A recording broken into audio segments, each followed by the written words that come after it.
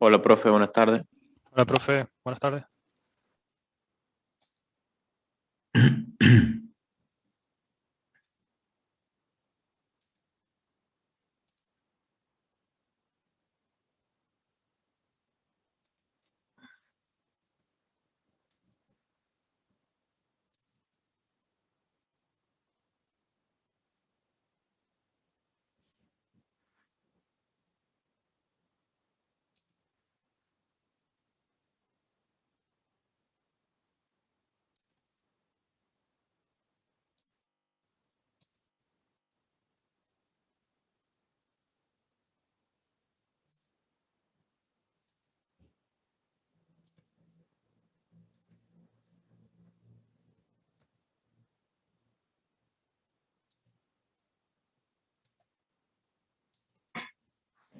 Avísenme cuando estén viendo el archivo que he proyectado. Ahí se está viendo ya, profe. Bueno, ¿alcanzaron a ver las notas? Sí, profe. Bueno, yo les voy a comentar cómo ha sido el tema de cómo he hecho la corrección. Es cierto que el problema número 10 no tenía puntaje. A raíz de eso, por eso lo incluí acá en en el cuadro que les pasé. Donde dice parcial número 1, serían las respuestas que ustedes han contestado correctamente. Y donde dice justificación, solamente Corso, Kevin Corso, acá, vamos a corregir. Solamente Kevin Corso contestó correctamente. El resto, lo único que hizo es calcular el valor de la fuerza de gravitacional y las eléctricas. Y eso no es ninguna justificación. Porque la justificación, el problema, si bien Corso no escribió, digamos, no redactó una frase, sí puso una relación entre la fuerza gravitacional y las eléctricas, poniendo de manifiesto que la eléctrica es mucho mayor que la gravitacional. Y cuando empezamos con este tema de cargas eléctricas, yo les dije en su momento, le digo, mire, esta es la ecuación de, la fórmula, perdón, que permite calcular las fuerzas de atracción o repulsión de Coulomb. Fíjense el parecido que tiene con las fuerzas gravitacionales.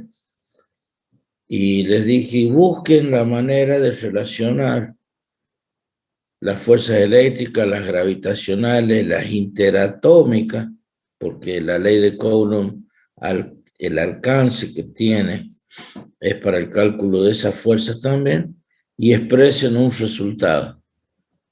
Y lo discutimos o no. Bueno, como siempre en las cosas que les digo que tienen que hacer, no las hacen, entonces por eso no pueden contestar las preguntas que son tan sencillas en un parcial.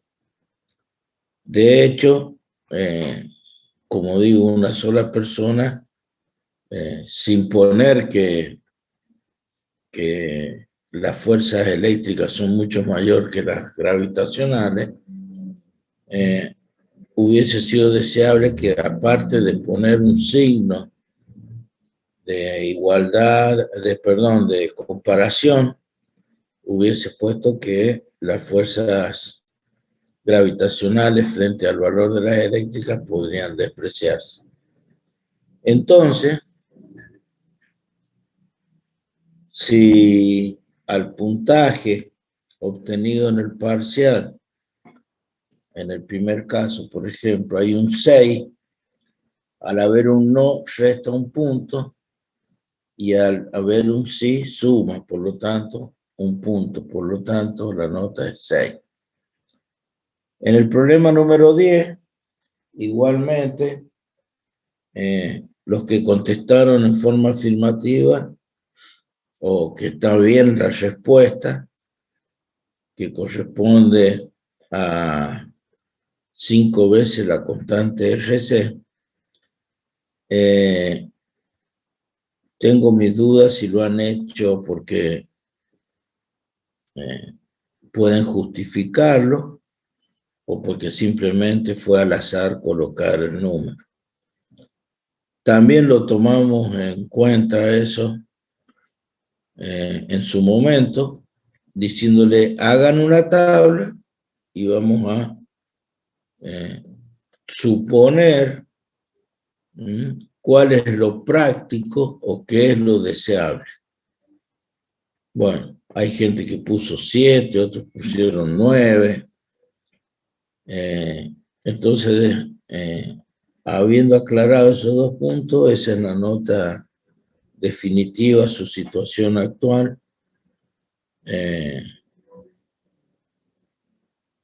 La cual no me deja, ya se los expliqué, ya se los dije, más allá de que estén aprobados con la nota que tiene, no creo que aquellos que estén en una situación de recuperación, si no se ponen a estudiar bien la materia, puedan llegar a buen puerto. ¿Por qué? Porque en un multiple choice saben que es 50 y 50 y yo no puedo saber si realmente lo han hecho porque han estudiado o porque están dentro del 50% de suerte de haber acertado a marcar una opción. Por ende, decidiremos para un segundo parcial o lo que sería un recuperatorio o el segundo parcial de la materia, tal vez debamos cambiar la manera de evaluarlo. Así que esa es la conclusión que saco de este primer parcial, donde esperaba resultados más contundentes. Solamente por arriba de 6 hay un valor 1,7 que es Bustamante y Guzmán con 8. El resto, digamos, está en el límite. Los que aprobaron con 6. Así que, nada, eso es conclusiones de un parcial que era para aprobarlo con 10, no con 6, ni con 8, ni con 7. Cosas muy sencillas. Así que si alguno tiene alguna duda antes de pasar a otro tema. Profe, disculpe, ¿el punto de la justificación valía 2 puntos o uno solo? No, un punto. Ah, está bien. Gracias. Aparte, el solo hecho de que no estén justificando algo tan fundamental, directamente lo tendría que haber dado por el que tenía 6 y no tenía justificación, tendría que haberlo reprobado. Porque no puede ser que ustedes vayan a hacer un cálculo y que no sepan cuál de las fuerzas pueden despreciar o no, o deben ser consideradas. Es un concepto. Y esas son las cosas que cuando estamos cursando les pregunto o les digo que lo vean para tenerlos en cuenta. Y ustedes les da lo mismo, les da lo mismo porque para algunos sí, otros no, pero si no lo discutimos y a la próxima clase vuelvo a preguntar y nadie dice nada. Bueno, después están las consecuencias. Así que para los que tienen que recuperar, lo vuelvo a repetir, vean de qué manera van a volver a rever los temas y con qué profundidad, porque de hecho el recuperatorio no va a tener el mismo nivel.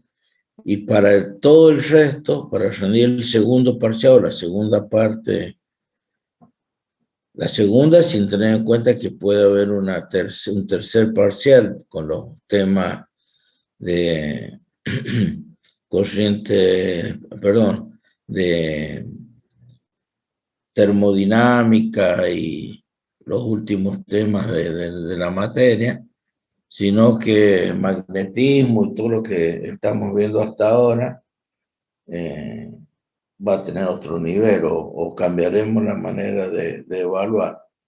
De tal manera que ustedes, les voy diciendo, tienen que sentirse obligados y que no se lo tengo que decir yo, ustedes tienen que tener la constancia de que es una materia cuatrimestral y que requiere estudiar clase a clase, si no, no van a aprobar. Así que cada uno haga, como se dice, su mea culpa y vea dónde está parado. ¿Alguna otra consulta?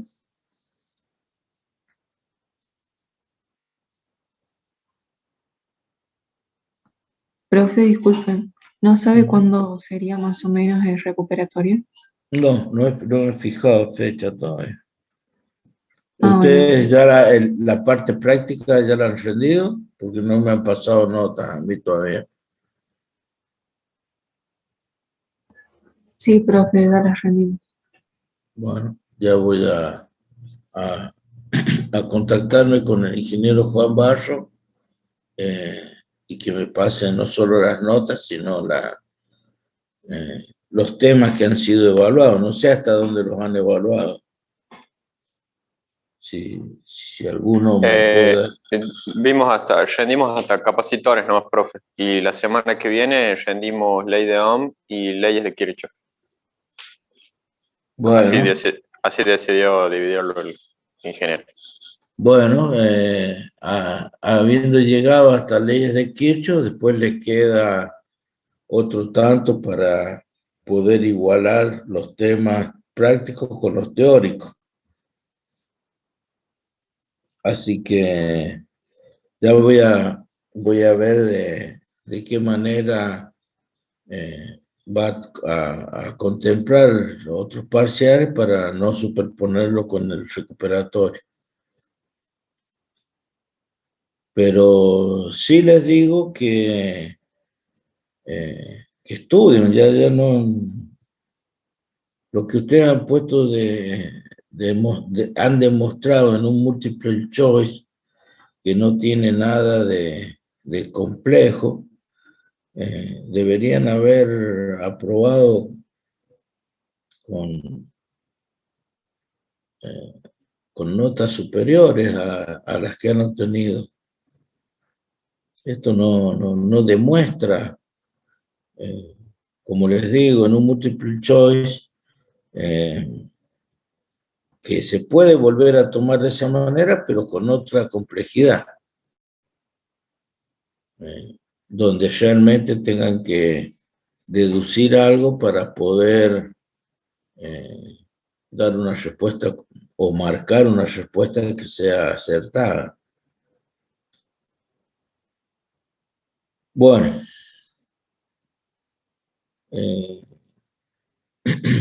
¿alguna otra consulta o duda?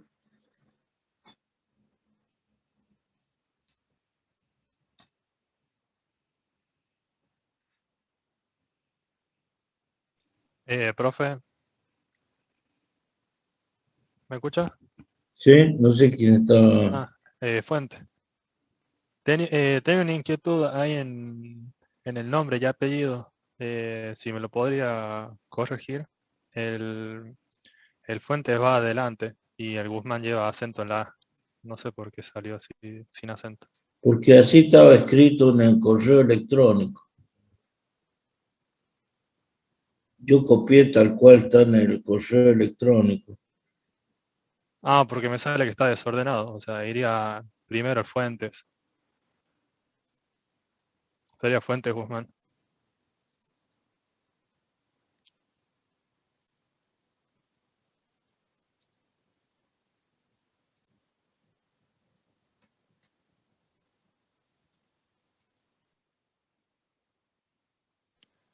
Profe, ¿me podría hacer el Sí, favor de ponerle acento a la A en Guzmán?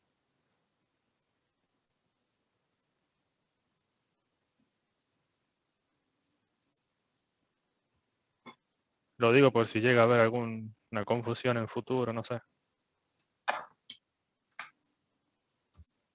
Listo, muchas gracias.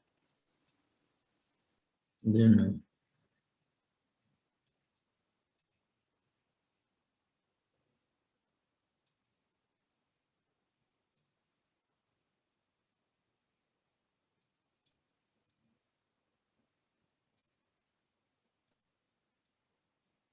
¿Alguien más?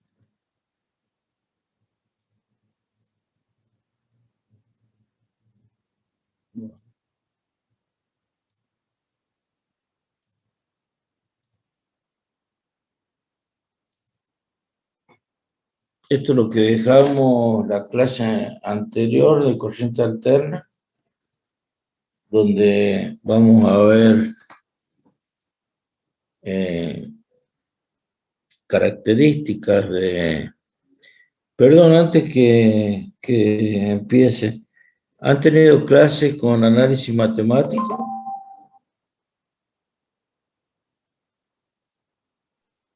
Sí, profe. ¿Con José Sanguedolce o práctica? Si se refiere a hoy, sí, tuvimos con el profe Sanguedolci. Ujú. Bueno, listo.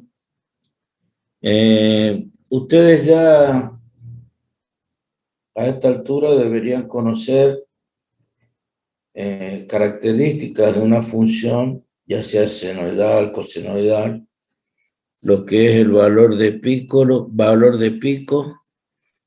pico a pico, valor medio y valor eficaz de una función. Eso lo han visto ya, lo saben.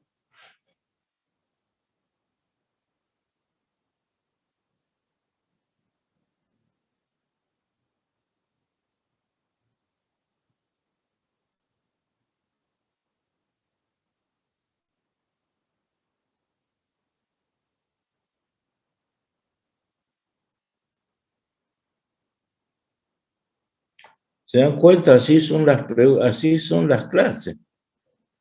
Yo no puedo saber qué saben y qué no, pero sí sé que son cosas que se dan en el análisis matemático. Entonces,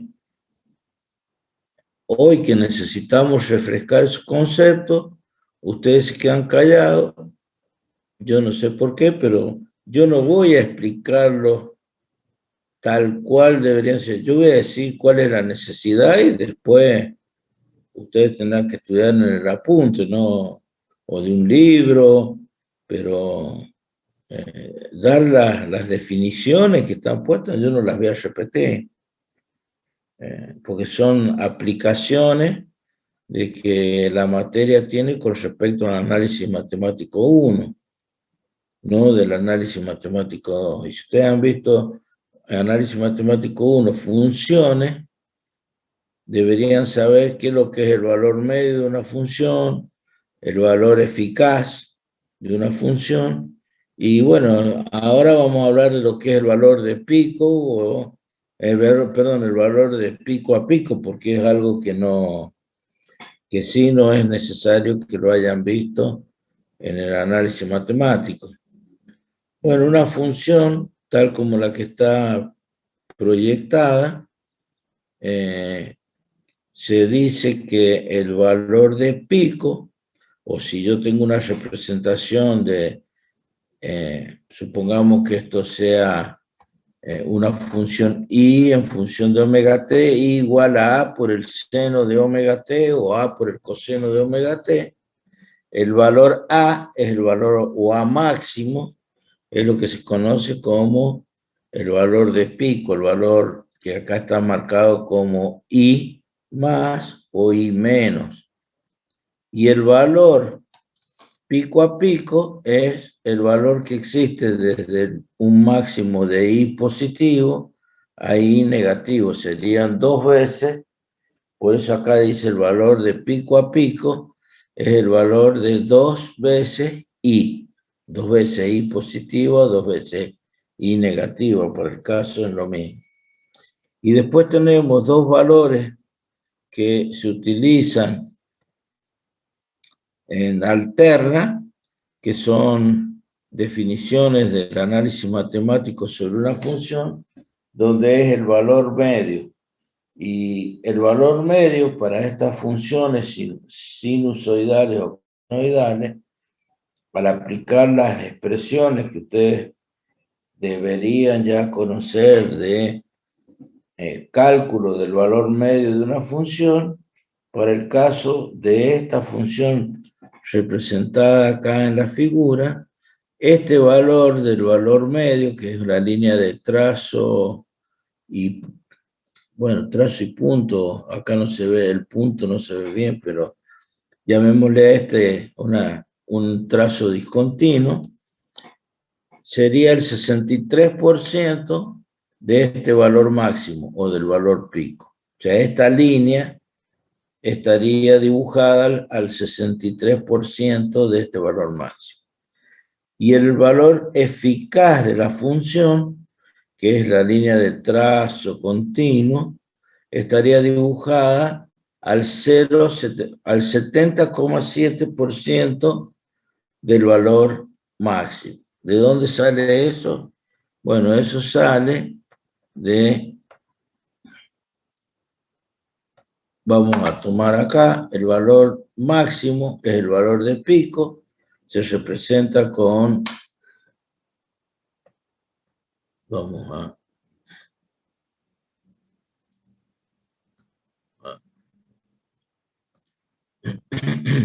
se representa con este sombrerito, ¿no?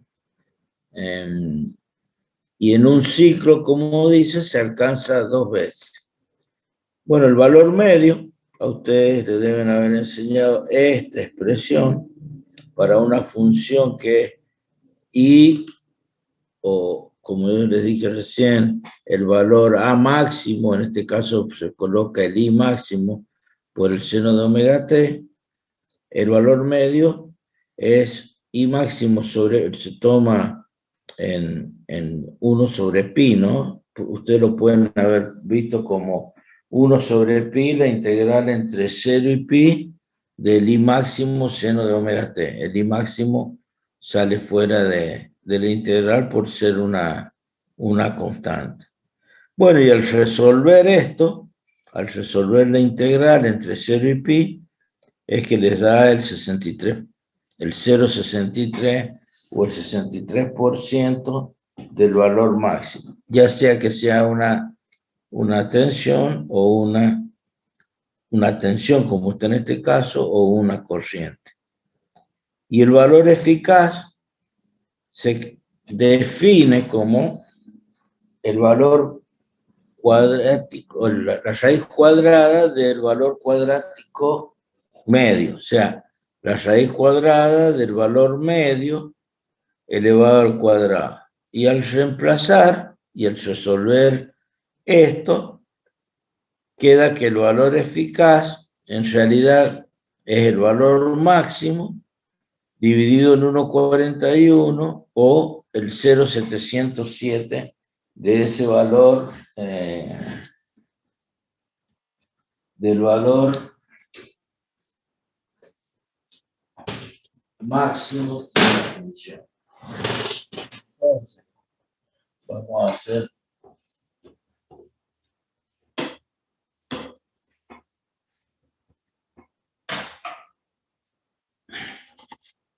una aclaración.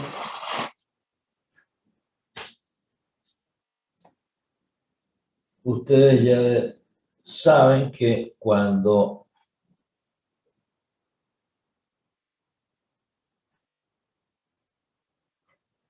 acá tengo girando este vector, supongamos que sea I, que gira a velocidad omega, esto describe una función sinusoidal. Esto es omega t.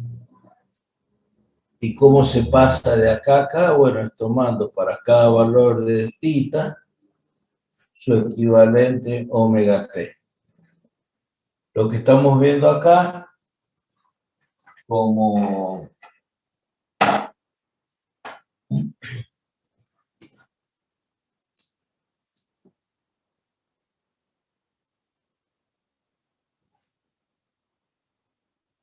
resultado es que esto es el 63% y por acá este es el 70,7%. También hemos dicho que este es el valor, supongamos que esto es I en función de omega t. I minúscula porque es una corriente alterna. I de pico, el menos I de pico, y vamos a tomar esta distancia como el valor pico a pico. Que el valor pico a pico es 2 veces I. Entonces, esta sinusoide se escribe I igual a I máximo por el seno de omega t. También podría ser una tensión E igual a E máximo, o el valor del pico, por el seno de omega t. Lo que tenemos es que el valor medio es el 63% del valor de pico. Y el valor eficaz es el 70,7% del valor de pico. En lo que nosotros debemos hacer hincapié es que si yo tengo un valor de E, vamos a poner así, el E medio es 1 sobre raíz de 1,41 del valor de pico. ¿Sí? 1 sobre raíz de 1,41 es el 70,7. Lo vamos a poner 70,7% del valor máximo. Ahora, nuestros Profe, valores... multiplica por el valor pico de E. Sí, el 70,7 de este valor máximo. Por eso está el valor acá, el valor de pico. ¿Sí? Estos valores que están acá son los valores de pico. ¿Mm? Lo mismo que el valor medio, que está en rojo, es el 63% de este valor.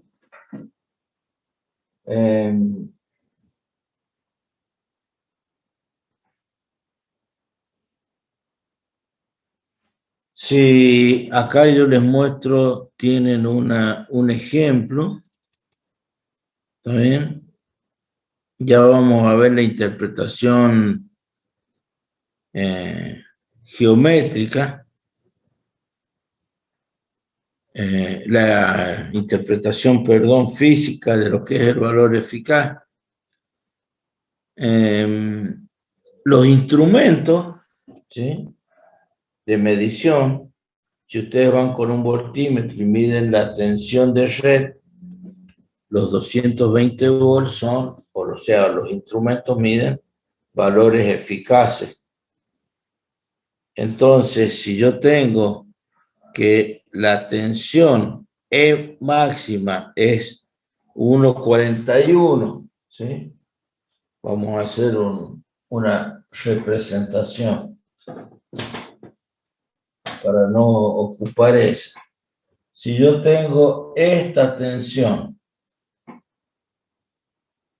vamos a llamarle B en función de omega T, y vengo y mido que yo tengo que el valor eficaz que mide el instrumento. Ya, vamos a... ¿Ustedes están viendo el pizarrón? No, ¿no es cierto? Ahí sí. Sí, profe, ahí sí. Bueno, supongamos que estas sean las puntas de un tester y lo han llevado ahí a un enchufe. ¿Sí?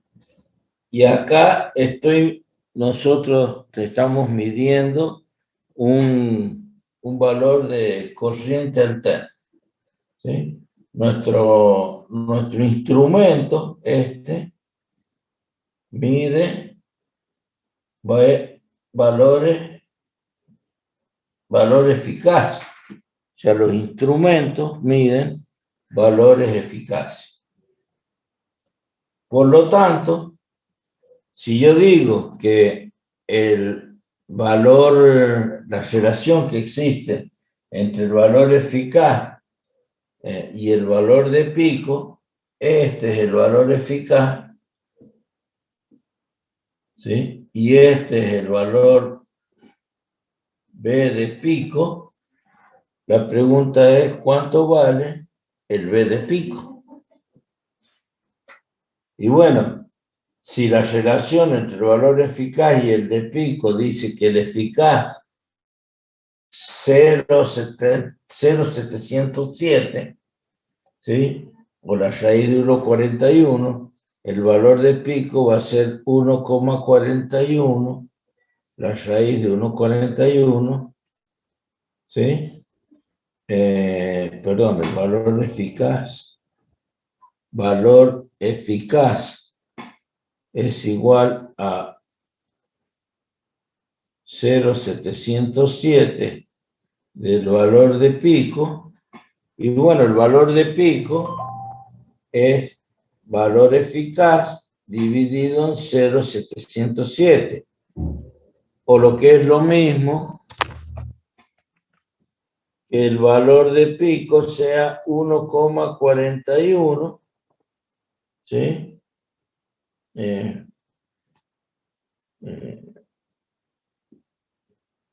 Esto sería 220 dividido en 0,707. ¿Cuánto da eso? Multipliquen 220 por 1,41. Por la raíz de 1,41. ¿Cuánto es? Acá en el apunte está 300 y pico. Acá lo tienen al cálculo. 310 volts. El valor de pico, 220 sobre 0,707, o bien multiplicar el valor eficaz, esto lo paso allá, que es 1,41. ¿Se entiende? Entonces, ¿qué es lo importante acá? Saber que todos los instrumentos o todos los datos que se dan para la corriente alterna siempre se van a expresar en valores eficaces. Pero los cálculos que nosotros vamos a hacer es teniendo en cuenta, esto vamos a poner acá 310 volts, perdón, vuelvo a la pantalla, esto entonces eran 310 volts y este valor pico a pico sería 310 por 2 igual a 620 volts. ¿Por qué es importante la tensión pico a pico? Porque cuando ustedes estén trabajando con ciertos semiconductores, por ejemplo, un DIAC, que es un elemento que se va a utilizar como elemento de disparo para otro componente semiconductor, esto es una tensión directa y esta es una tensión inversa. Pero cuando el elemento queda polarizado, queda sometido a una tensión inversa, la que está soportando no es la tensión directa, sino 2 veces la tensión de pico, que es la pico a pico. Entonces, ustedes en su hoja de datos, al poder trabajar con esos elementos, según las tensiones a las que va a estar sometido el elemento, tendrán que verificar que cuando quede sometido a una tensión inversa, la tensión sea 2 veces la tensión de pico, porque si no se les va a quemar directamente. ¿Se entiende eso? Ustedes van a tener ya en alguna materia que utilizar elementos semiconductores que en su hoja de datos van a tener que, en la datasheet van a tener que constatar que sean capaces de soportar las tensiones de pico inversa que se llaman. Y acá la tensión pico a pico está dando 620 volts, o sea que mi componente en mi hoja de datos tendrá que tener una tensión algo superior a los 620 volts para tener en cuenta cualquier fluctuación. Si mi alimentación de 220 volts fluctúa en más o menos 10%, a esto le tengo que agregar un 10%, o sea, 620 más 62 volts, ¿sí? Para que llegue o supere el dato técnico de la hoja, para asegurarme que si hay una fluctuación no se me va a quemar el componente. Todas estas cuestiones que son definiciones y se aplican en la electrónica provienen de lo que ustedes deberían ya conocer del análisis matemático. Lo único que estamos haciendo ahora es ver qué de esto que se ha visto como definición de funciones vamos a utilizar.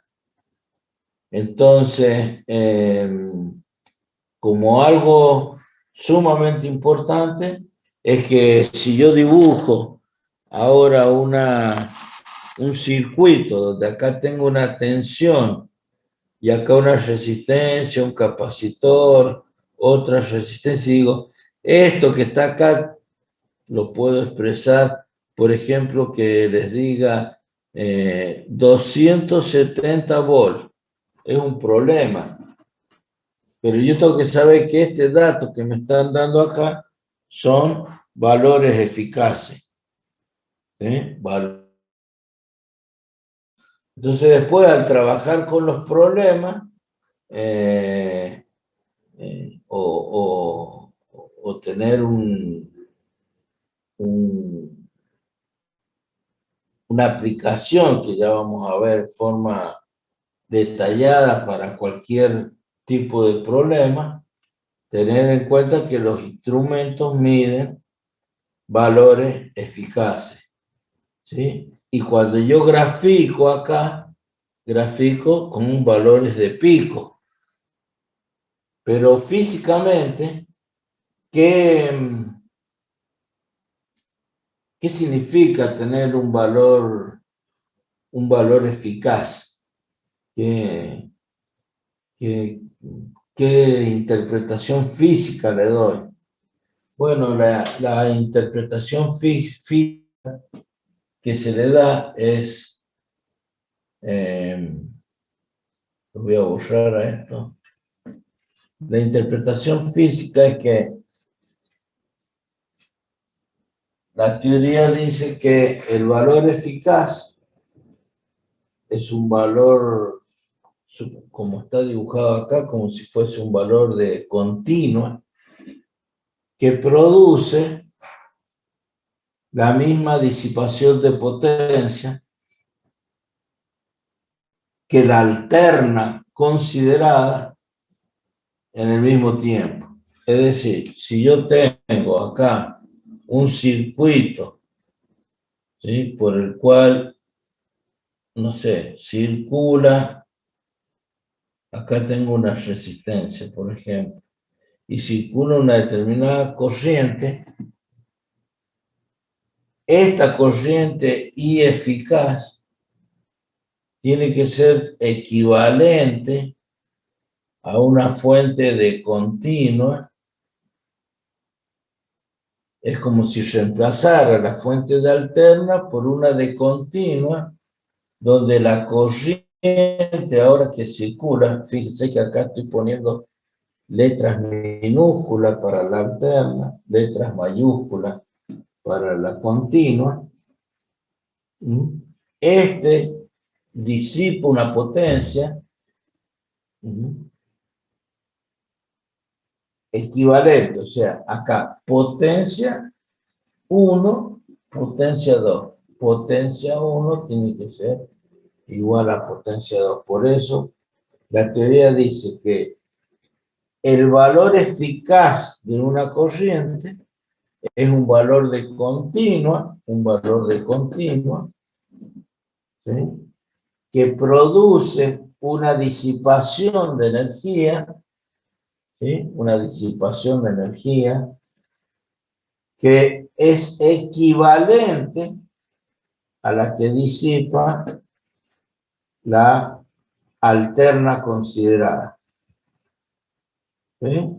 Entonces, eso como concepto de qué es lo que, o qué se interpreta como valor eficaz. Es decir, si yo ahora sacase esta fuente, ¿sí?, de alterna y vengo y pongo acá esta fuente de continua, que ya está regulada con un determinado valor, el valor de la corriente que hace circular esta fuente tiene que ser tal que disipe la misma potencia que disipó cuando tenía la fuente de alterna. Por eso el valor eficaz acá se lo representa con un valor de continua. ¿Sí? Es como si fuese esto una corriente continua y esto es una alterna. La potencia que disipa esta alterna tiene que ser igual a la potencia que disipa este valor de continuo. ¿Se entiende? Profe, a mí no me quedó del todo claro. ¿Qué?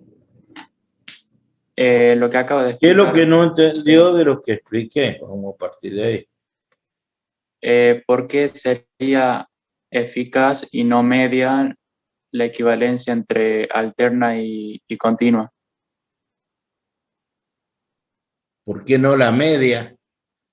Porque Claro. este valor eficaz es el que hace que, si yo considero que en un periodo esta hace disipar una determinada potencia, el único valor que cumple, que disipa la misma energía, es la continua que se encuentra a 70,7 o el 0,707 del valor de pico. ¿Sí? Esa es la interpretación de qué es lo que es el I eficaz.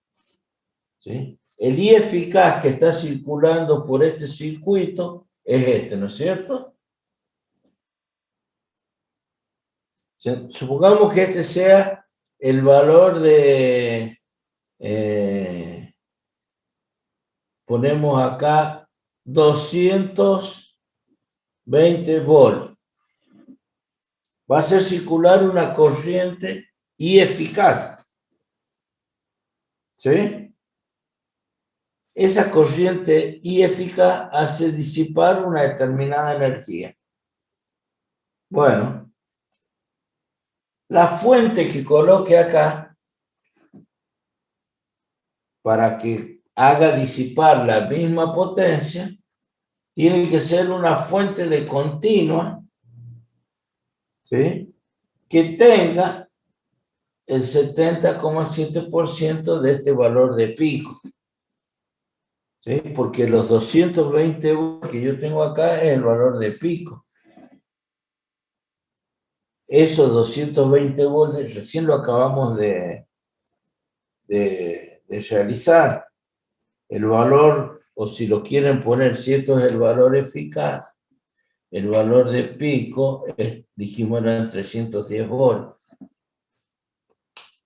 Es una manera de interpretar que la potencia que hace disipar la corriente eficaz es equivalente a un valor de continua, porque esto es una alterna, pero es equivalente a poner una fuente de continua que hace disipar la misma potencia. Es cuando, a ver, si yo les digo, esta es la función, ¿sí? Esto va entre 0 y un valor máximo, ¿sí?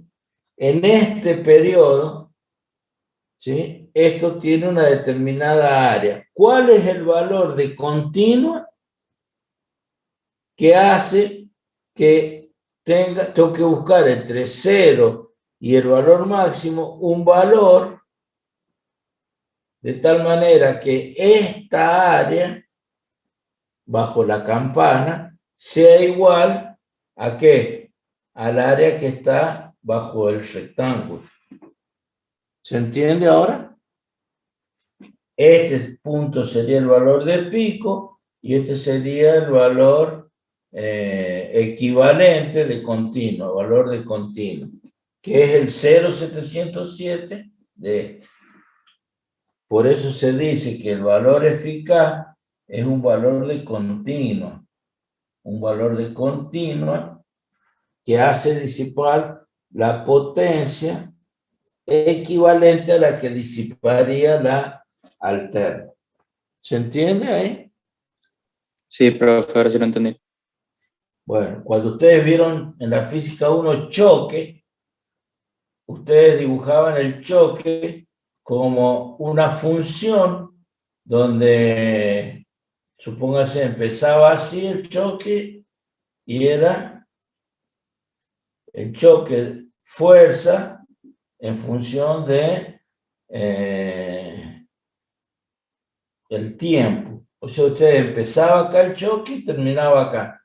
Pero esta F de T no la conocían. Pero ustedes sabían que este impulso, fuerza impulsiva, fuerza F por delta T, el impulso. Pero dicen, entre este y este, ustedes tomaban un valor medio y decían, este valor de F medio hace que el área bajo el rectángulo sea el mismo que el del valor máximo. ¿Está bien así, Joana?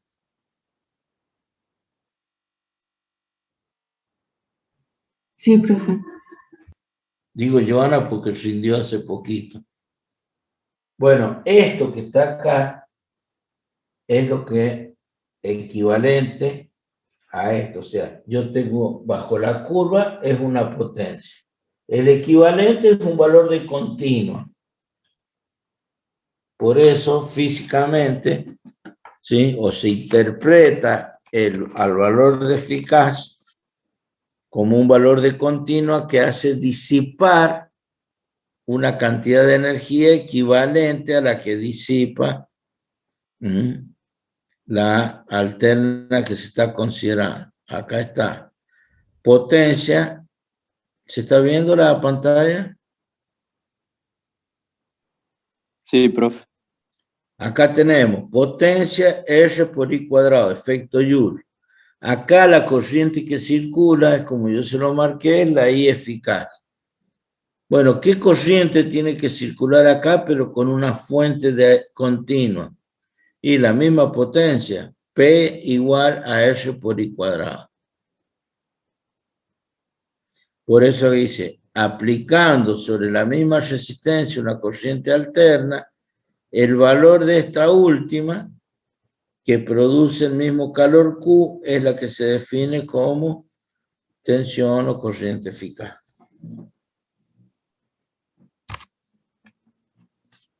Bueno, y acá lo que ya hemos hablado, de que todos los instrumentos de medición, ya sean voltímetros, amperímetros, y watímetros, miden valores pico a pico, ¿no? ¿Está bien? Por eso es que este 2i o 2b se abrevia como pico a pico. ¿Sí? O sea, si yo digo el valor eficaz es de 220 volts, el valor de pico es 310. Siempre voy a tener que tener en cuenta y por qué es así. Si esta es la representación, esto que está girando, este vector que gira, ahora le vamos a llamar B. Y a este le vamos a llamar B. Este vector que gira se llama fasor, es un fasor en alterna, se llaman fasores. Si esta es la circunferencia que representa desde 0 a 2pi o de 0 a 360 grados, el movimiento a velocidad omega, este vector tiene un módulo que vale ¿cuánto?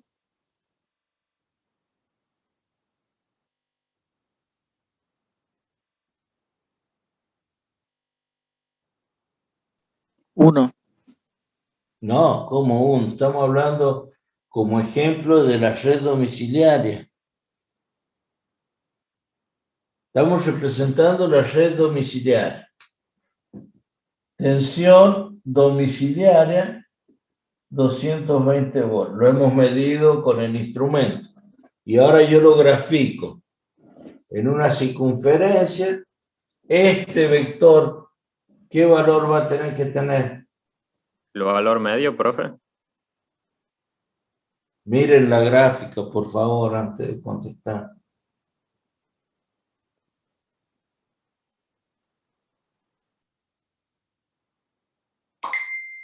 ¿Cuál es el valor equivalente cuando el fasor esté ahí? En la gráfica de la derecha, ¿cuál es el punto equivalente?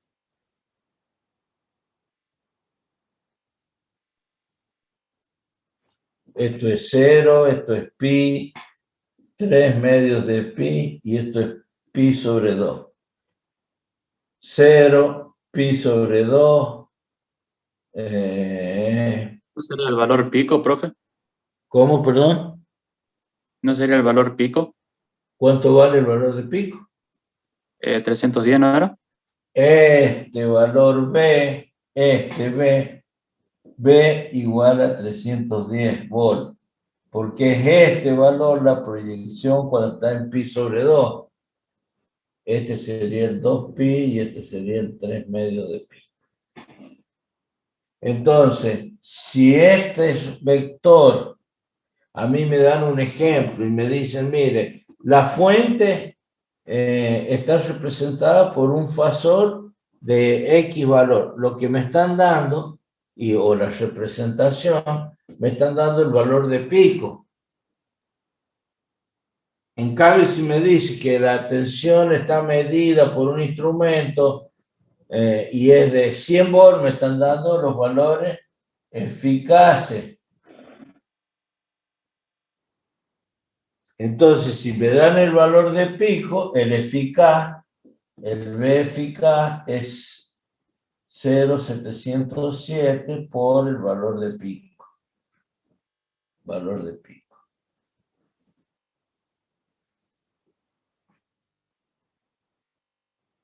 Acuérdense que los valores eficaces son siempre menores que los de pico. Este es el valor eficaz, una continua. Una continua. Y nosotros para los problemas nos vamos a manejar con el valor eficaz y el valor de pico. Es lo que nos interesa.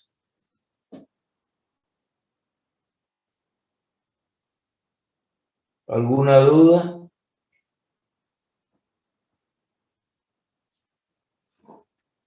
No, profe. De hecho que tienen que, como les dije, repasar las definiciones si lo han visto en el análisis matemático. Si no, acá tienen las demostraciones. Tendrán que, yo no les voy a pedir que integren nada, pero tienen que saber de dónde vienen las definiciones y cuál es la interpretación geométrica, la interpretación física de qué es lo que es el valor eficaz.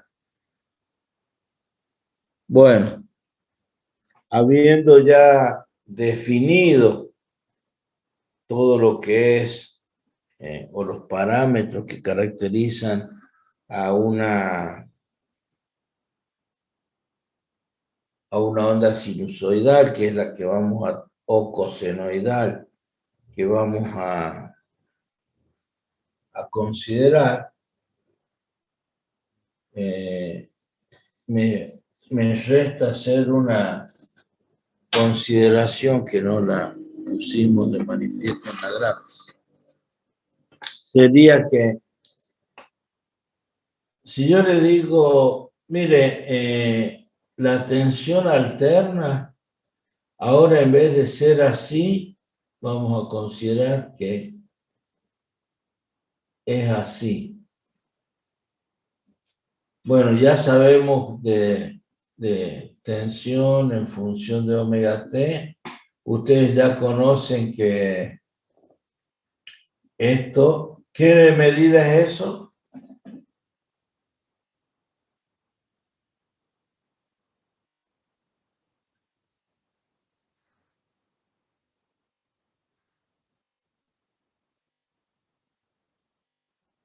¿Cuál es esta medida? ¿Cómo se define esa medida?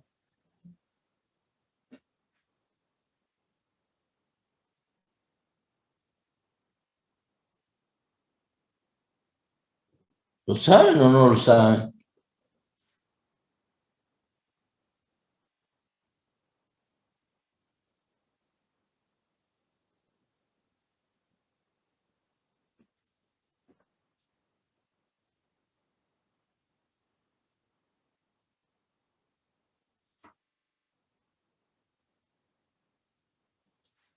Bueno, aparentemente lo saben, pero no quieren contestarlo. Entonces, B Yo es no recuerdo, igual. profe, la verdad.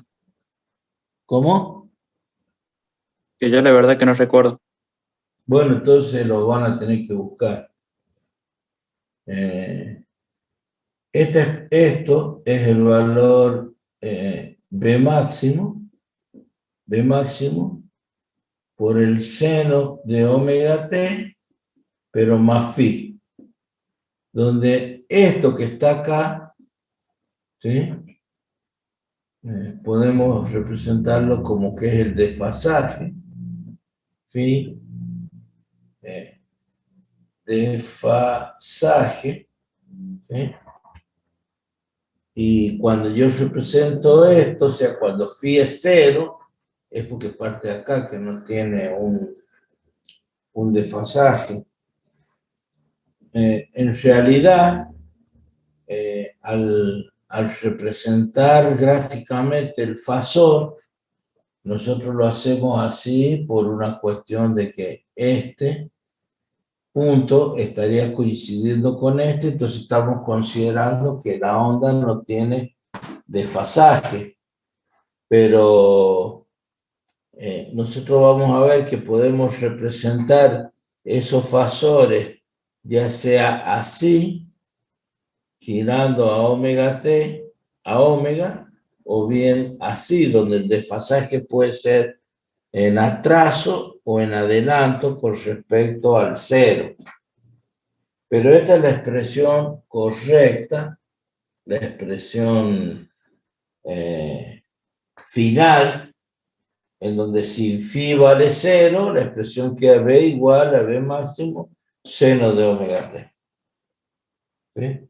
Por eso, si yo digo b, y digo que, perdón, que phi es igual a 90 grados, y la expresión si es b igual a b máximo seno de omega t más 90, b igual a b máximo seno de omega t más 90 grados, esto sería igual a poner b máximo coseno de omega t, porque un seno desplazado 90 grados no es ni más ni menos que, si yo parto desde acá, y este es el phi igual a 90 grados, esta función ahora, en vez de ser seno, ¿qué es lo que es? Coseno. Y realmente no estoy diciendo nada que no hayan visto o que no deberían saber de las funciones del análisis matemático. Repito, si no lo han visto, lo tienen en el apunte. Y si no, van a tener que estudiar funciones senoidales y cosenoidales, que estoy seguro que lo deben haber visto porque a partir de estas definiciones ustedes le han enseñado las derivadas, la derivada del seno, la derivada del coseno, si la función es continua o no es continua, todo lo referido a funciones. Entonces, cuidado cuando tengan que representar gráficamente en un problema los fasores, porque los problemas de alterna se resuelven gráfica y analíticamente. Analíticamente se resuelven con las leyes de Kirchhoff y gráficamente se resuelven operando con los fasores. Y ya vamos a ver de qué manera, porque los fasores entre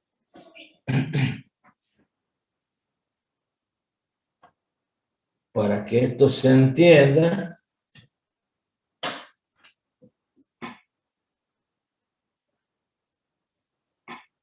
vamos a representar así. Este me estaría dando una función, al hacerlo girar, me estaría dando una función de qué tipo?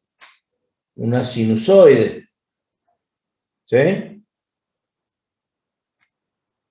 Pero este, que está desfasado 90 grados con respecto a este, al representarlo gráficamente, este tiene una relación de fase, un desfasaje de 90 grados.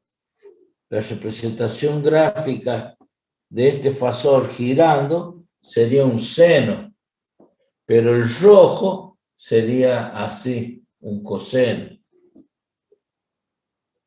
¿Se entiende?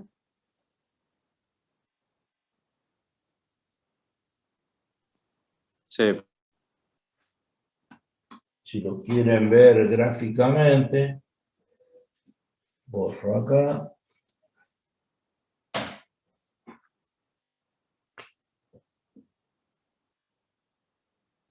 Esto es omega t. Este sería una función sinusoide, sinusoidal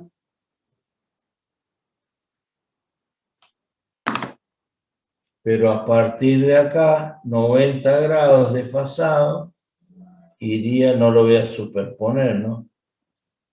Sería la cosenoidal, porque este ángulo son 90 grados.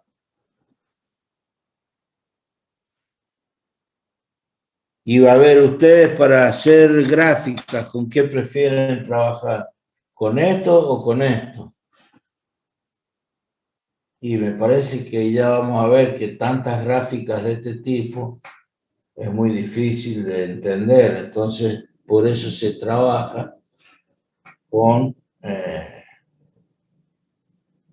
fasores, o sea, con vectores que están girando a una determinada velocidad angular.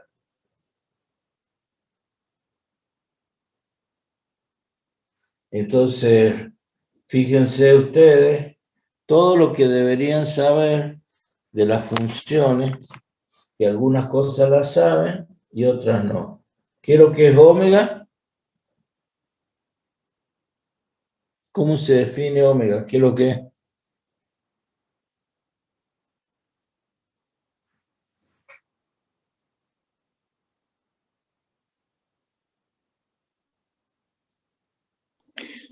Sería tita sobre tiempo, profe.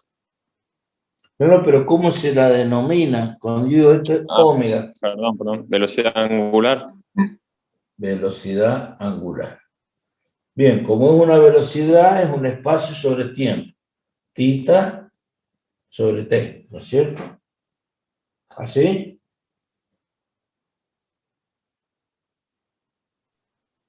Sí, digamos, en realidad es un cociente de incremento. Así. Sí. Bueno, pero acá no pongo omega por delta t.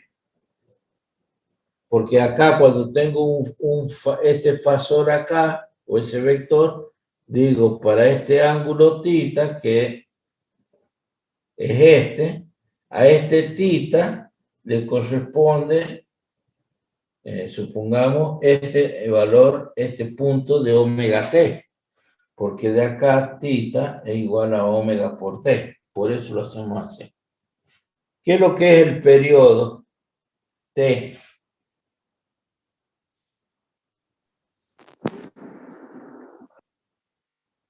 El espacio entre ondas. No, no está claro. No, Entonces, la cantidad el periodo de estas representaciones es este. no, es la cantidad de tiempo que tarda en completarse una oscilación, o sería de pico a pico. De pico a pico. No. A ver, yo quiero que me digan de esta onda que está dibujada, ¿dónde marco el periodo?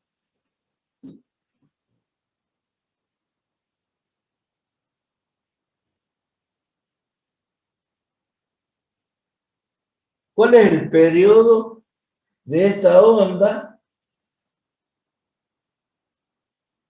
¿Y qué es la definición del periodo? Empecemos por ahí. ¿Por qué las ondas o por qué se llaman ondas periódicas? Yo recuerdo que era el espacio de tiempo del movimiento en el que no se repetía. ¿Cómo? Disculpe. Yo recuerdo que era el espacio de tiempo del movimiento que no se repetía. O sea, No. yo creo que sería en la No. segunda curva positiva. No.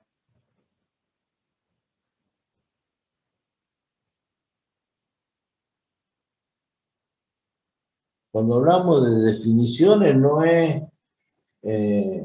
no tenemos que hablar en forma ambigua. La definición es algo concreto.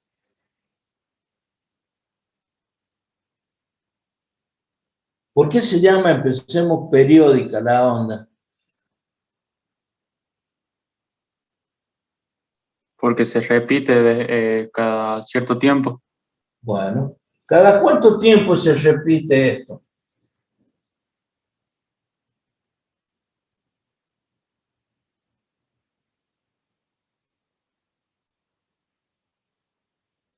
Empecemos a hacer girar este vector. Lo hacemos girar, lo hacemos girar, lo hacemos girar. ¿Cuándo se repite? Cuando termina de hacer una vuelta, Ah, ¿y dónde termina hacer una vuelta esta onda?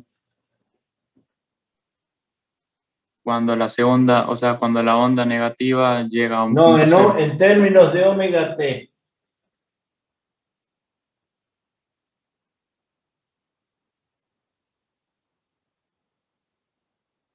¿Qué ángulo recorrió este vector para empezar a repetirse otra vez? 360 o 2pi. Ah, ahí está.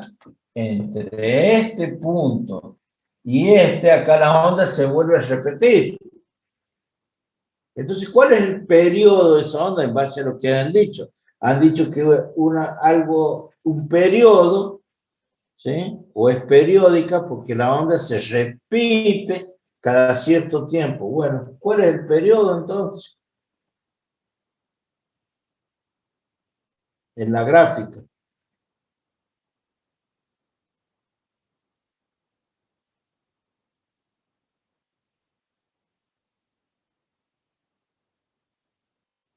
¿Cuál es el periodo? ¿Cuándo se vuelve a repetir?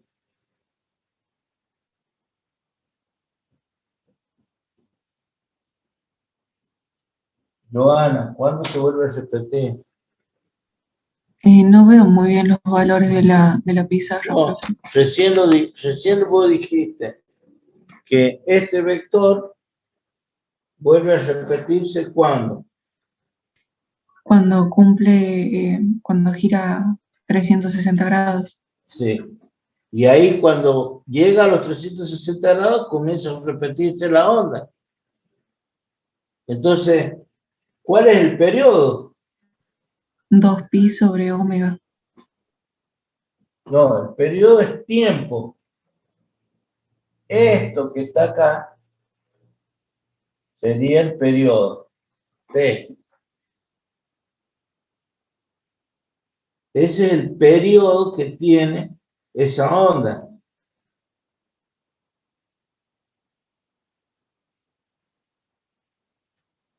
El periodo es la inversa de la frecuencia.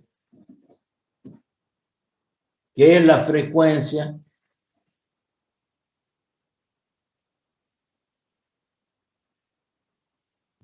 La cantidad de ciclos por unidad de tiempo. La frecuencia es la cantidad de ciclos por unidad de tiempo. Bien. Y el periodo se mide ¿en qué? En segundo. Por lo tanto, la frecuencia es la inversa, segundo, o hertz, que se conoce. Bien.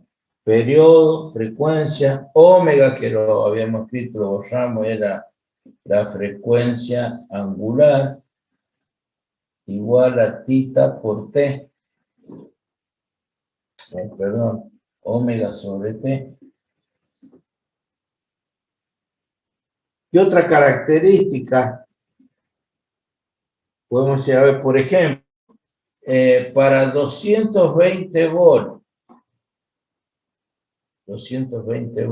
y 50 Hz de frecuencia, que es la tensión domiciliaria. ¿Cuántas veces pasa por cero esta onda de 220 volts, 50 Hz? O sea, si yo dibujo una sinusoide, ¿cuántos cruces por cero si tiene 50 Hz? ¿Cuántas veces pasa por cero?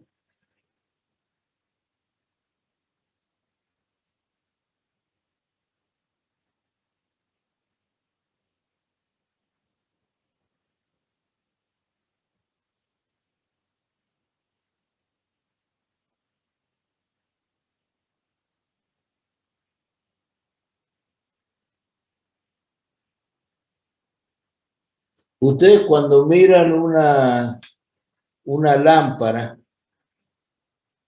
una luminaria,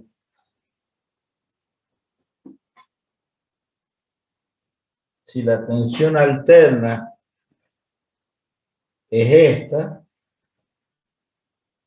cuando pasa por cero,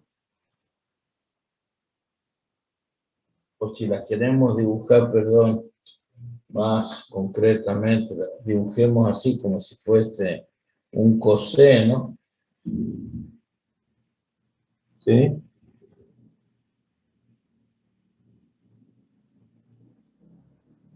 Desde acá viene así, y acá se vuelve a repetir, ¿sí? Esta onda viene desde acá, si lo quieren ver.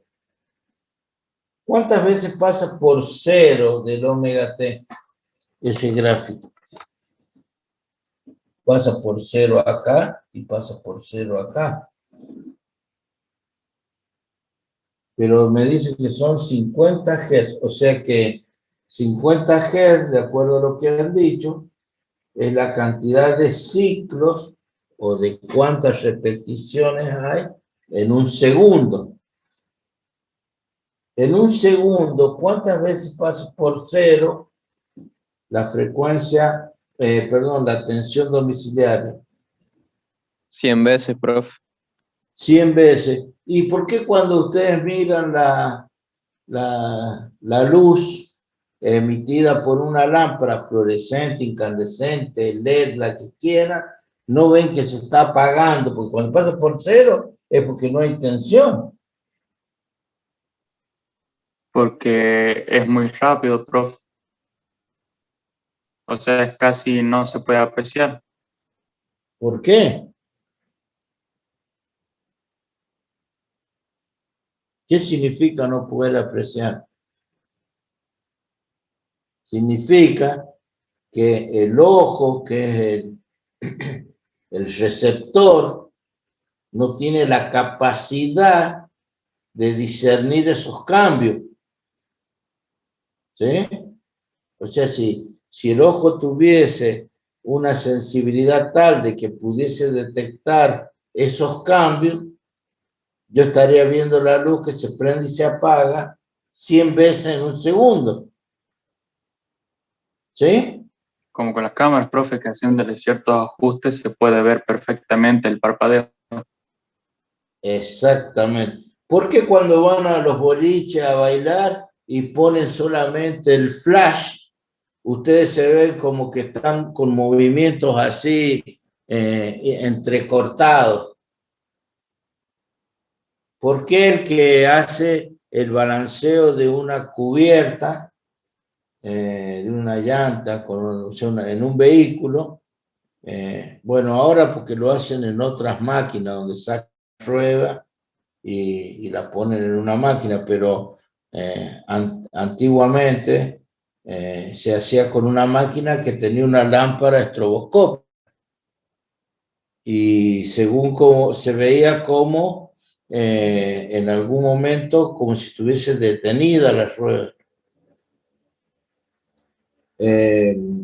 ¿Por qué el mecánico, para poner a punto el motor del auto, apunta con una lámpara estroboscópica, apunta al cigüeñal o al eje de la polea que mueve al resto de las otras poleas y gira? Bueno, ahora pues son inyecciones electrónicas, pero los mecánicos anteriormente apuntaban o apuntan con una lámpara estroboscópica y giran, le dan el avance o el retroceso al distribuidor para poner a punto el motor. Bueno, ¿qué significa eso de que se prende y se apaga tantas veces en un segundo? O sea, estamos analizando la frecuencia de esa onda y nosotros no lo podemos ver porque la capacidad o la resolución de nuestro receptor no es capaz de discernir eso. No puede receptarlo. es recepcionarlo, perdón, a igual frecuencia. Y lo que dicen de las cámaras, que por ahí cuando ustedes ven en algunas filmaciones o ven que es como si, a ver, ¿qué se lo puede? La rueda de una carreta o la rueda de un vehículo que por ahí nos da la sensación de que gira en sentido contrario o que queda fijo. Es cuando se ve que está fijo, pero se está moviendo realmente, es porque está en sincronismo la frecuencia con, de la cámara con la frecuencia del movimiento. Entonces, si yo tengo en una industria una polea que está girando, ¿sí? Y gira a la misma frecuencia, yo tengo el motor, y acá está la polea. Y este motor está alimentado por una 220 volts, 50 Hz. Pero esta polea está girando entonces a, supóngase, la velocidad del motor, la velocidad. Y acá tengo vamos a suponer que este sea la lámpara que está, el fluorescente que está alimentando la iluminación. Y este están en sincronismo, porque este está girando con una frecuencia de 50 Hz y este está prendiendo y apagando con una frecuencia de 50 Hz. ¿Cómo vería yo la polea?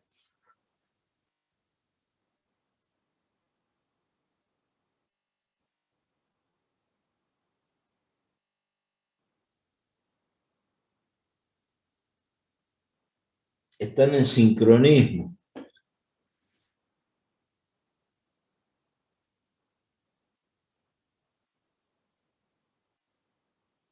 Recién acabo de decir que cuando yo veo un objeto donde la frecuencia emisora está detenido. Ah, ahí está. Vería que esta polea está detenida, pero no es real, está girando. Entonces podría venir un operario y cometer el error de meter la mano y que se sufra un accidente. Por eso, nosotros tenemos que saber, ustedes como futuros ingenieros, de que cuando haya motores que estén girando a la misma frecuencia de la red de alimentación, tengo dos alternativas. O le pongo una reja, una protección a esa polea para que nadie meta la mano, o bien si tengo una alimentación RST trifásica, acá tengo iluminación y acá tengo fuerza motriz. Por ejemplo, entre el neutro y la iluminación la cuelgo así, de una fase, y esta la giro, y esta la tomo fuerza motriz de otra fase. ¿Por qué? Porque en la terna de RST, la trifásica, es un vector R, un vector S y un vector T que están desfasados 120 grados. Y eso es lo que ustedes lo van a ver así. Una fase, otra fase y otra fase. Entonces, si en este instante de tiempo, esta es iluminación, está al máximo y esta es fuerza motriz, en ningún instante de tiempo se va a dar la coincidencia de que tengo fase, iluminación y fuerza motriz conectada a la misma red. Ahora, si yo pongo la iluminación, acá tengo la fuerza motriz, y coloco la iluminación y la fuerza motriz a la misma fase, estoy en este error.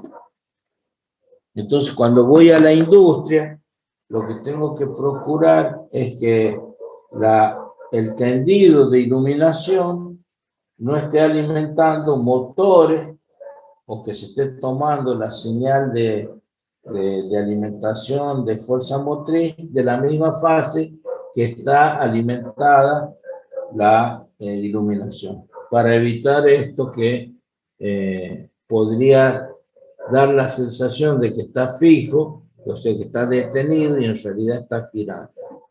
¿Se entiende? Entonces, que el RST evita la sincronía, profe. O sea, la sincronía entre la luz y, en este caso, la polea. No, Para lo que que no falte. evita el sincronismo es cómo yo lo voy a conectar. Por eso dije, si yo conecto la iluminación y la fuerza motriz de la misma fase, estoy en este caso. Entonces, en una industria yo tengo trifásica. Entonces yo voy a colocar la iluminación que esté colgada de toda de una fase, ¿sí? Y dejar una fase para motores, ¿sí? Siempre y cuando los motores que estamos hablando sean monofásicos. Si son trifásicos, conecto los motores a las tres fases, pero la iluminación va a ir de cualquier fase porque el motor en realidad es trifásico. Va a estar alimentado con estos factores. Y la iluminación es una sola. Entonces nunca van a estar en sincronismo. ¿Se entiende? Sí, profe. Y cuando la polea parece que va en reversa, digamos, ¿qué es lo que está pasando ahí? Eso es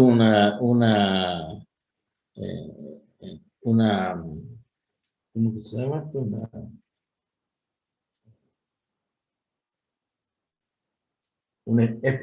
Es como con el efecto estroboscópico, ¿sí? O sea, no es que usted los ve que está empezando a girar en sentido contrario, se ve, es como si fuese una ilusión óptica, ¿sí? El fasor siempre va a girar en el mismo sentido, no es que en un momento el fasor gira así y después empieza a girar en sentido contrario. O sea, el fasor gira y se alimenta en la misma dirección. Por eso, cuando se hace el balanceo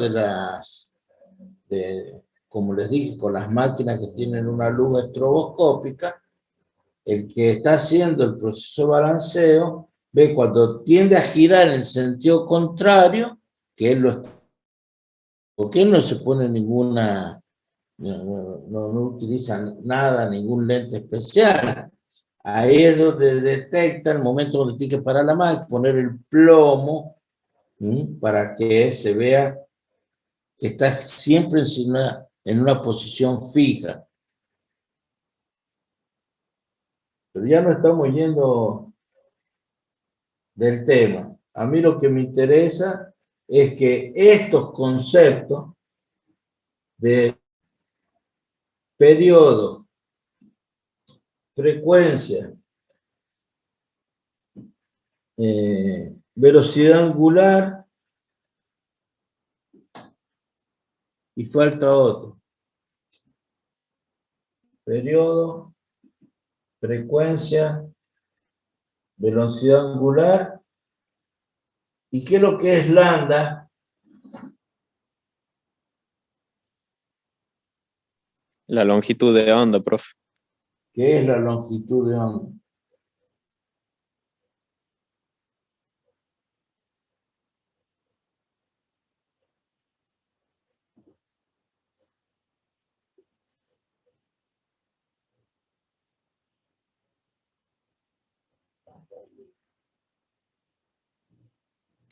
Si no me acuerdo mal, creo que era la distancia entre dos crestas, ¿puede ser, profe? Entre dos crestas de gallo. ¿Eh? No, profe. ¿Y qué es esta cresta y qué es esta cresta? Los picos. Pero vos me estás diciendo que esto es la longitud de onda. Bueno, entonces, entre esta cresta y esta cresta, también puedo tener longitud de onda. Y vos me estás diciendo que es la distancia entre dos crestas. Bueno, entre esta y esta, o entre esta y esta, así. Aquí también puedo tener lambda, pues son dos crestas. O tomo una que está por allá, qué sé yo. Y No no está- sería la mínima distancia entre dos crestas. La mínima distancia. No, vamos a hablar con propiedad, porque como digo, estas cosas ya las tienen que saber. Se define la longitud de onda a la distancia que existe entre dos puntos que tienen igual fase. Esto es omega t. ¿Sí? Este punto tiene la misma fase que esta. Entonces, esta podría medir la longitud de onda. ¿Sí? O sea, lambda es la longitud, o la distancia que existe entre dos puntos de igual fase, pero dos puntos ¿cómo? Dos puntos adyacentes. Este es adyacente a este, pero este no. O sea, yo no puedo medir la longitud de onda acá. No, porque este punto no es adyacente a este. ¿Se entiende? Sí, O sea, profe. la definición de longitud de onda es correcto. Es la distancia que existe, como vos dijiste, entre dos crestas. Bueno, entre dos crestas no queda bien para que un ingeniero diga entre dos crestas. Es la longitud de onda que existe entre dos puntos adyacentes de igual fase. Y así se lo han enseñado a ustedes. Y si no se lo han enseñado, lo deberían aprender de esa manera. Porque no pueden decir el día de mañana que la longitud de onda es la distancia entre dos crestas. Es la longitud de onda entre dos puntos de una onda, pero que sean de igual fase y que sean como sus puntos, adyacentes. Entonces, si yo dibujo esto, y ahora dibujo esto, ¿cuál de las dos ondas tiene mayor frecuencia?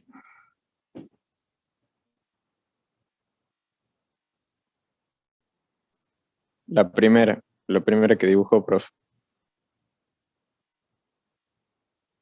La primera que dibujé. ¿Por qué? Porque cumple, no sería cumple la palabra.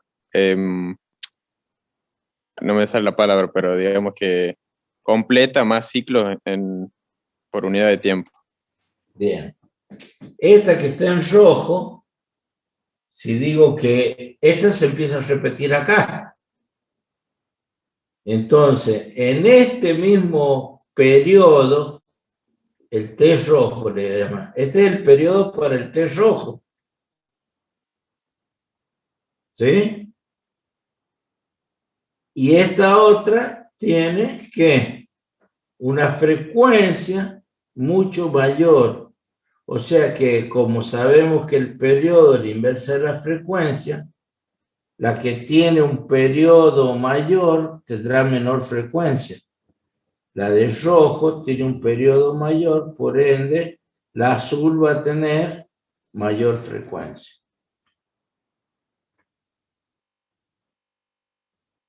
Bueno, miren, para poder avanzar ahora, que vamos a ver qué pasa cuando a una resistencia, nosotros tenemos que ver cómo se comporta y cómo se grafica cuando ahora una fuente alterna se aplica a una resistencia, corriente, tensión. ¿Qué pasa cuando una fuente alterna se aplica a un capacitor, corriente, tensión? ¿Y qué pasa cuando esa fuente se aplica a una bobina, tensión, corriente? Lo que vamos a deducir es cómo se representa B igual a B máximo por el seno de omega t y cómo es I igual a I máximo por el seno de omega t. Pero vamos a ver qué pasa con la corriente y la tensión si es que en alguno de estos casos, en estos casos, existe desfasaje entre la tensión y la corriente.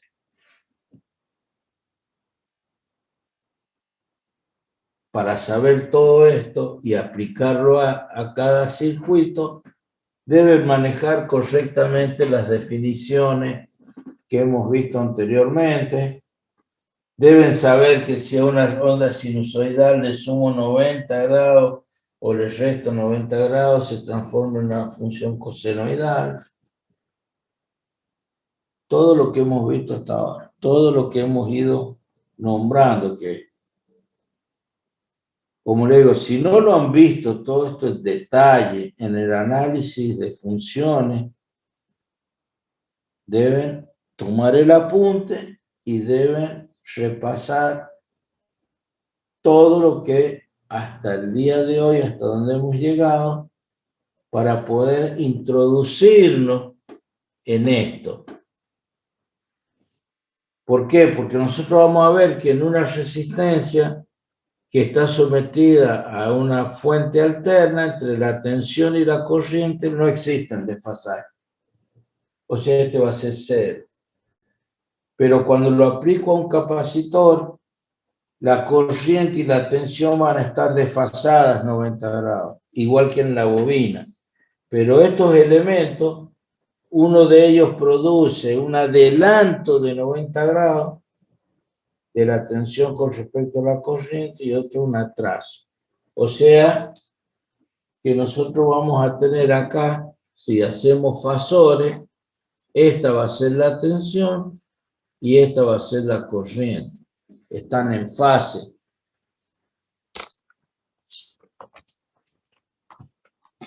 Los fasores están en fase.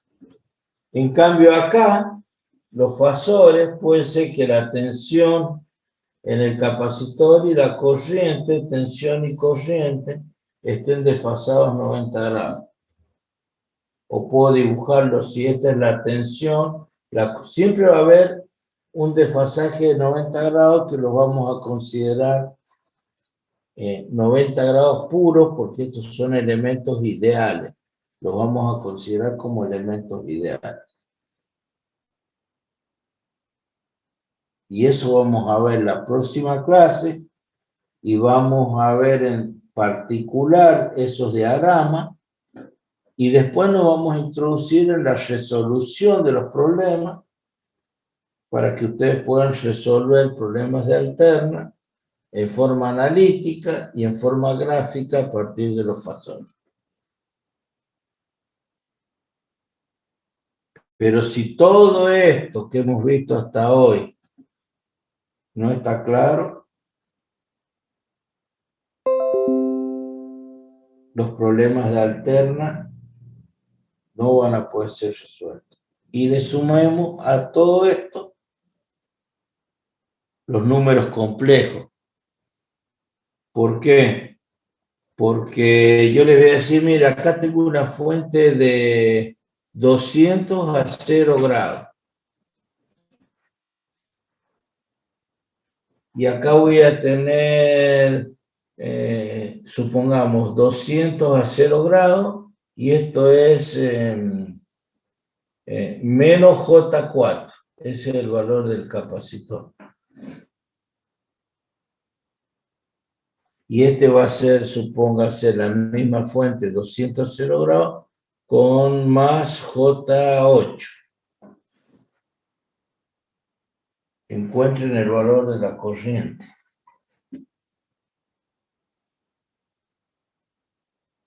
Números complejos.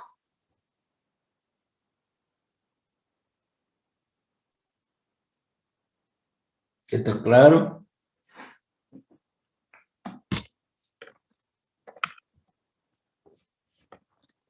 ¿Se entiende lo que les acabo de explicar? ¿Hay alguna duda? No, profe, de mi parte no. Solo por ahí, pero es cuestión de que repase el tema del desfasaje, que por ahí Miren, no. todo lo que está en el apunte que hemos visto desde corriente continua, sin tener en cuenta lo que ya dije en la clase anterior, donde están los que son circuitos derivadores, integradores, eso no es para ustedes, porque eso está hecho un apunte para otra materia, pero eso después ustedes lo van a ver en otra materia. No, eso no es necesario, pero todo lo que es la introducción de alterna, hasta donde hemos visto ahora con las definiciones, qué es un valor medio, qué es un valor eficaz, porque cuando empecemos a trabajar ahora con circuitos de alterna, nos vamos a manejar con esto y con fasores. Y si ustedes no entienden qué es lo que es o cómo se representa una función alterna en relación a su fasor que está girando, yo no les voy a pedir resolución de un problema alterno donde hagan estas gráficas. Van a tener que trabajar con fasores. ¿Qué es un fasor? Es un vector que está girando a cierta velocidad angular. ¿Sí?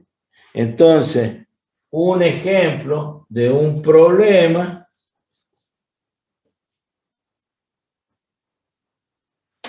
por poner cualquier cosa, ¿no?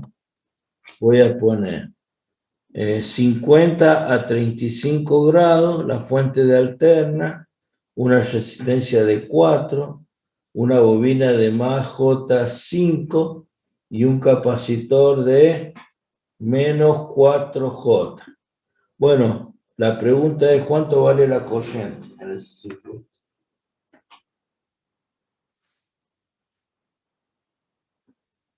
Para poder ver esto, vamos a tener que ver distintas definiciones.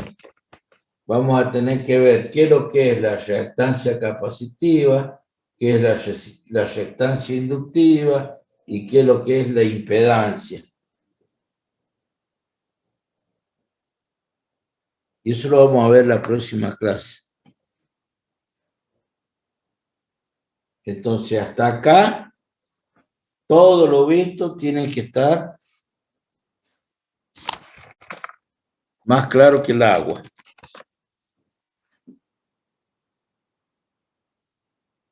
¿Por qué? Porque yo les voy a decir, o vamos a ver la próxima, que la reactancia capacitiva es 1 sobre 2pi FC. La inductiva es 2pi FL y la impedancia, la raíz cuadrada de R cuadrado más XL menos XC al cuadrado. Bueno, si no sé lo que es la frecuencia, si no sé lo que es un periodo, si no sé lo que es una capacidad, una inductancia, menos voy a saber lo que es una impedancia.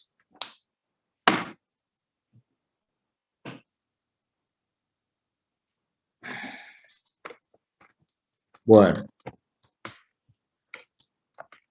Próxima clase, los primeros 10 minutos para aclarar cualquier duda que haya sobre el tema visto hasta acá.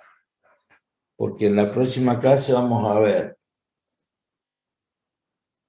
tensiones, cómo se comportan los circuitos resistivo, inductivo y capacitivo sometidos a tensiones alternas.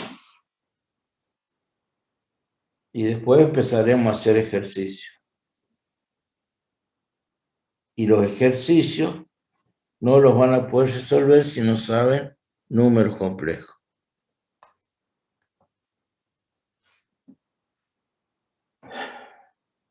¿Estamos? Sí, profe. A repasar.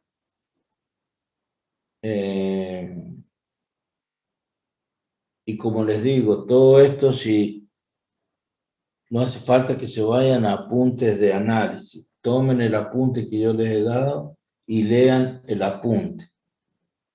No tienen que deducir nada, tienen que saber los conceptos. Pero no podemos dudar en qué es lo que es un valor eficaz, un valor medio, un valor pico a pico, un valor de pico. No podemos dudar de que los instrumentos miden valores eficaces.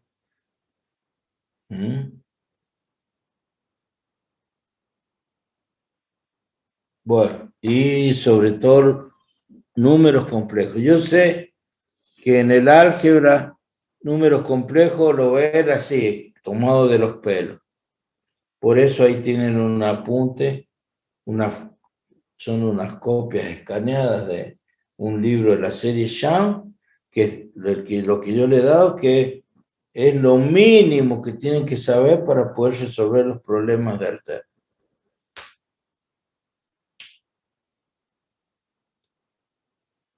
Bueno, nos vemos